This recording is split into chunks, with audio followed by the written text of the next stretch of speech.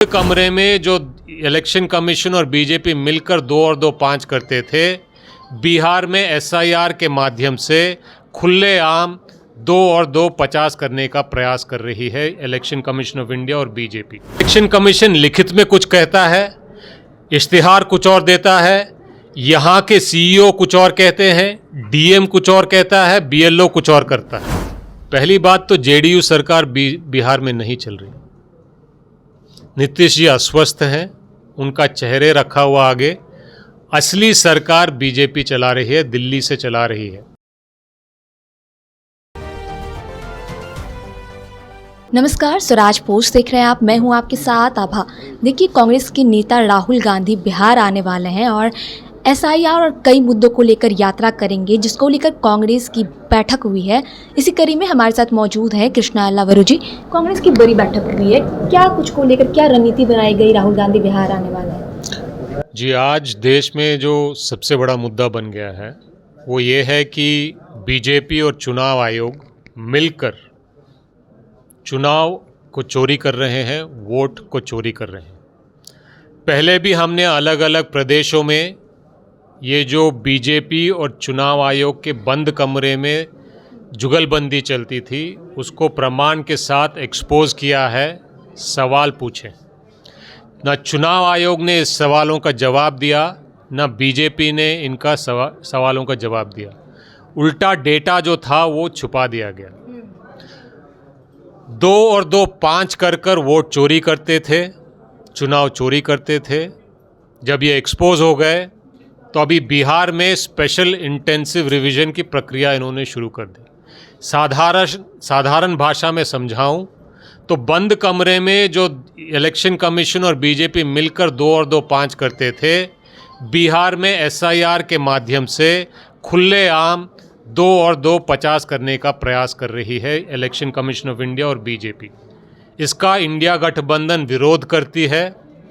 इसमें दिल्ली में भी आज बैठक है और आने वाले दिनों में हम जनता की अदालत में भी ये लड़ाई लड़ेंगे। और बिहार में 17 तारीख से वोटर अधिकार यात्रा शुरू होने वाली है। राहुल जी भी आएंगे, इंडिया गठबंधन के नेता भी रहेंगे और सब जनता की अदालत में वोट चोरी और चुनाव चोरी का मुद्दा उठाएंगे। ये देखिए, राहुल गांधी आने वाले थे लेकिन उनकी यात्रा जो है डिले हो गई किसी कारणवश। इसको लेकर जदयू के नेता ने कहा है कि घबराहट में लोग प्लान बनाते हैं और घबराहट में प्लान कैंसिल कर देते हैं।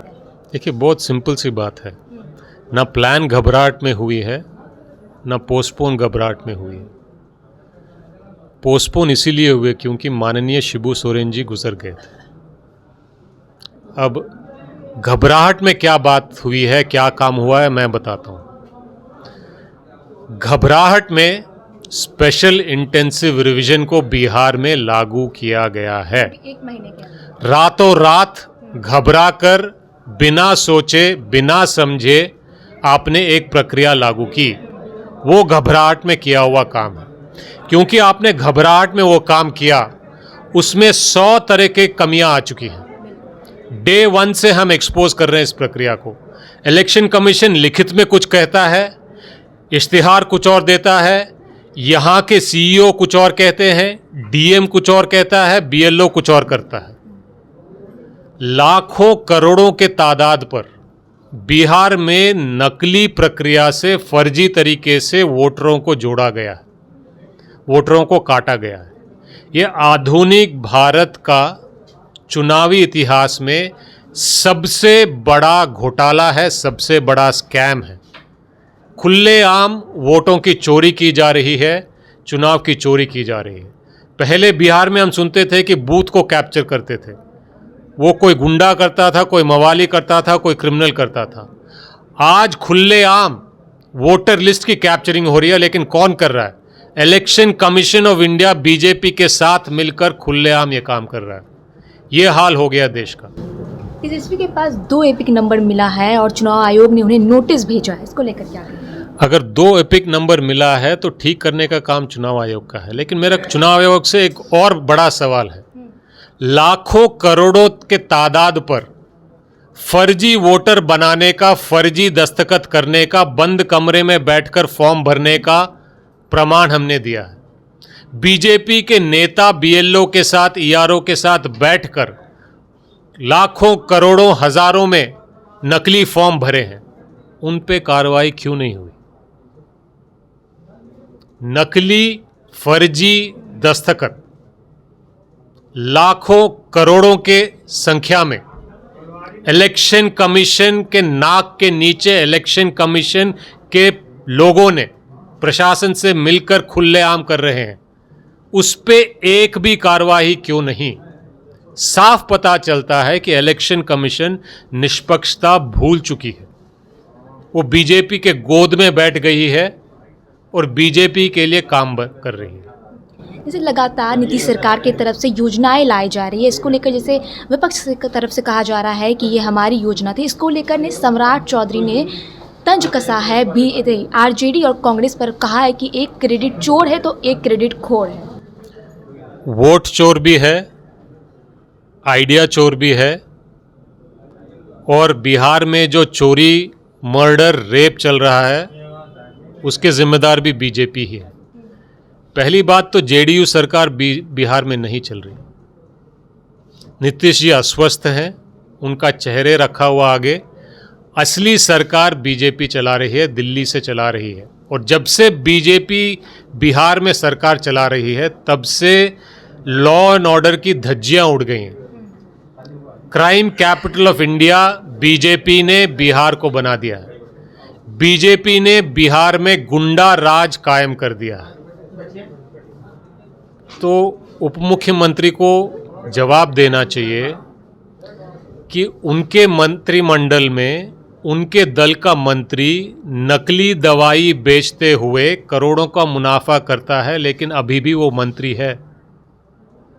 तो ये मॉडल गुंडा राज का मॉडल है या नहीं? उनके मंत्रिमंडल में कुछ महीने पहले एक मंत्री को, बीजेपी के मंत्री को मंत्री बनाया गया है जो हिस्ट्री शीटर है। तो अगर बीजेपी के मंत्री का ये प्रोफाइल है तो बिहार में तो गुंडा राज चलेगा ही। और जब तक बीजेपी को बाहर नहीं करेंगे बिहार में क्राइम बढ़ता रहेगा, मर्डर बढ़ते रहेंगे, रेप बढ़ते रहेंगे, पेपर लीक बढ़ते रहेंगे। और इसको बंद करना है तो बीजेपी को सत्ता से उखाड़ कर फेंकना पड़ेगा। ये बिहारियों से और बिहार के लोगों से मेरी आग्रह है। बीजेपी के एक राष्ट्र प्रवक्ता ने कहा है कि बिहार में कांग्रेस की नाव आरजेडी की तरफ से चल रही है, आरजेडी चला रही है, और ये हर बार कहा जा रहा है। ऐसा क्यों कहा जा रहा है हर बार, जबकि अब कांग्रेस जो है धरातल पर मजबूत होते जा रही है, दिख रहा है। अगर बीजेपी के लोग आंख खोलकर निष्पक्ष होकर चीज़ों को देखेंगे तो उनको दिखेगा कि कांग्रेस बिहार में बिहारियों के बेहतरी के लिए, एक बेहतर बिहार बनाने के लिए, एक बेहतरीन बिहार बनाने के लिए एक मजबूत विजन और एजेंडा के साथ लोगों के बीच में जा रही है।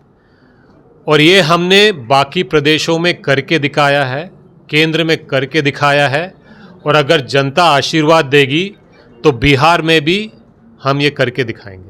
आखिरी सवाल है, एसटीईटी के स्टेट के जो अभ्यर्थी थे आज प्रदर्शन किए और लाठी चार्ज हुआ है, बहुत चोट आई है, खून बहा है, इसको लेकर क्या कहें? देखिए, बीजेपी की सबसे बिहार में सरकार चल रही है ना, तो असली अपराधियों के पीछे पुलिस और प्रशासन नहीं भागती।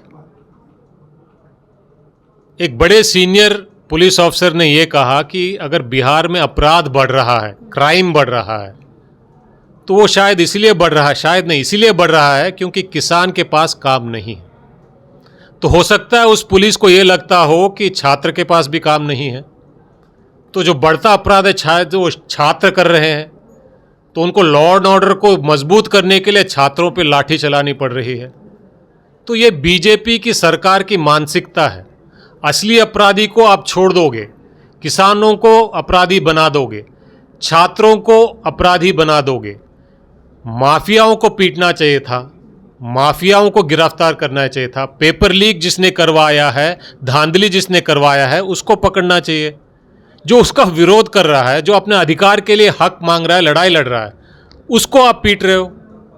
तो इससे साफ पता चलता है कि बीजेपी की सरकार बीजेपी में बिहार में जनता के लिए नहीं, छात्रों के लिए नहीं, किसानों के लिए नहीं, गरीबों के लिए नहीं, महिलाओं के लिए नहीं चल रही।